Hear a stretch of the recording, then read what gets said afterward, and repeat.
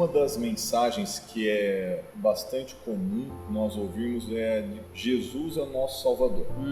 Por que nós precisamos de salvação?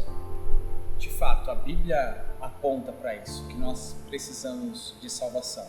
A gente precisa de salvação porque sem salvação a gente está condenado, é o que a Bíblia mostra. Sem salvação, meu destino é o inferno. Sem salvação é uma eternidade afastado da presença da glória de Deus. Ok, mas por que eu estou condenado ao inferno sem salvação? O pessoal pensa, eu nasci neutro, como assim? Eu estou condenado já em pecado, indo em direção ao inferno. A Bíblia mostra pra gente, principalmente o apóstolo Paulo, outros textos também, mas acho que o apóstolo Paulo ele é mais detalhista em ensinar que desde Adão e Eva nós estamos em pecado. Ou seja, eu, você, todos nós estávamos em Adão. Adão lá no Éden, quando Deus coloca diante dele, olha, bênção e maldição, vida ou morte.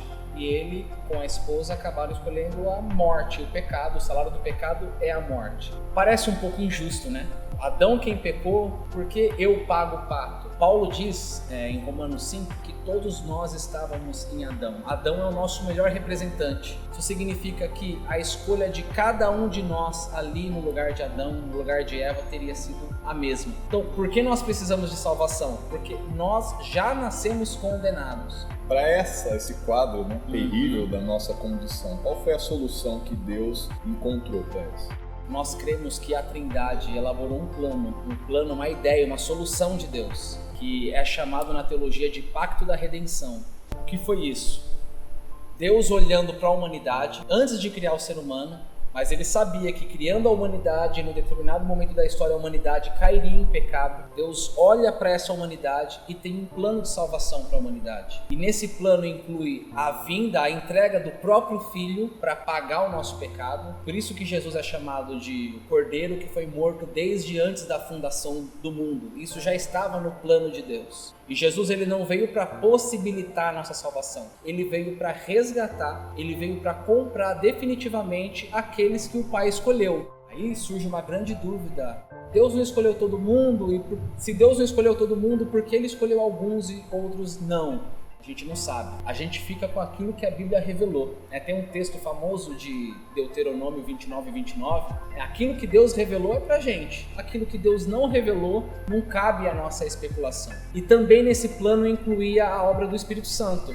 O Espírito Santo irá de ressuscitar cada pessoa que recebeu esse pagamento de Jesus na cruz. O desejo de Deus, o objetivo é nos incluir nesse círculo, nessa comunhão da Trindade. É habitação permanente conosco. Só que agora nós nele. Hoje ele habita em nós, mas um dia nós iremos habitar plenamente nele. No plano espiritual, o que ocorre quando uma pessoa é salva? Nós cremos, Albert, que no momento em que a pessoa ela crê e se arrepende, no momento em que há conversão, o que é conversão? É fé e arrependimento. Ela está morta espiritualmente, ela é inimiga de Deus, ela não consegue perceber Deus, mas no momento em que vem o Espírito Santo, a pessoa olha para Deus e olha para a glória dele e crê nele. Ela vai em direção a Deus em fé. Só que ao mesmo tempo, ela olha para si e também se depara com o pecado dela e ela se arrepende. Então, no momento em que há fé e arrependimento, que a gente chama de conversão, ela é justificada diante de Deus. Ou seja, já não há condenação sobre a vida dela. A justificação é um ato legal, judicial, que acontece uma única vez. Todos os pecados do passado, do presente, até os pecados que ela ainda não cometeu, Deus não olha mais para o pecado dela. Toda vez que Deus olha para uma pessoa justificada, Deus olha o sangue de Jesus que está sobre ela. O sangue de Jesus cobre multidão de pecados, ele cobre o nosso pecado. A partir da justificação vem um processo que é longo, que é bem doído, é o processo de santificação. Eu gosto de chamar de desintoxicação. Lembra do povo de Israel? O povo sai do Egito. Isso aconteceu uma vez só. O povo sai do Egito. O povo era escravo do Egito, agora é justificado, está livre do pecado. Depois disso veio o processo em que o povo de Israel está no deserto. Agora é o momento de tirar o Egito do coração. Então o povo sai do Egito, santificação. É a nossa luta diária. Ainda nós temos resquícios do pecado no nosso coração. Nós estamos, vamos dizer assim, nesse tempo no deserto. Nós já não somos mais escravos do pecado, o pecado já não nos domina mais, mas ainda nós temos resquícios. E até a volta de Jesus, nós vamos bater cabeça. Então cabe a nós nesse processo crer na justificação, que o Senhor já me livrou de toda a condenação, e agora porque o Senhor já me livrou de toda a condenação, eu posso viver da maneira como o Senhor quer. É difícil, porque tem dia que a gente até mesmo tem dúvida da nossa salvação. Será que eu sou salvo porque eu ainda continuo cometendo alguns pecados? Faz parte desse processo. Justificação e depois santificação, desintoxicação.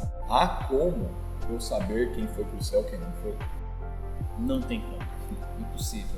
Até a Bíblia, né, fala pra gente não fazer o juízo condenatório. Não cabe a nós. Até lembrei de uma historinha de um pastor colega meu, que ele é chamado para fazer velório de pessoas que nem são cristãs. E as pessoas perguntam para ele: pastor, o meu tio foi pro céu ou foi pro inferno? E a resposta dele: está aos cuidados de Deus. Não, é mentira.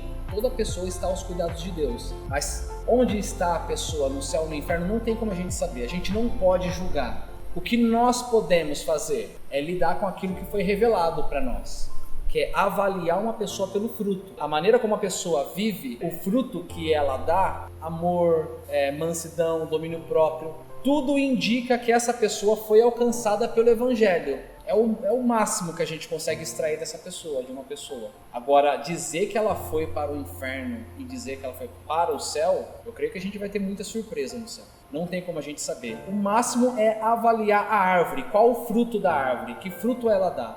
É o máximo que a gente consegue.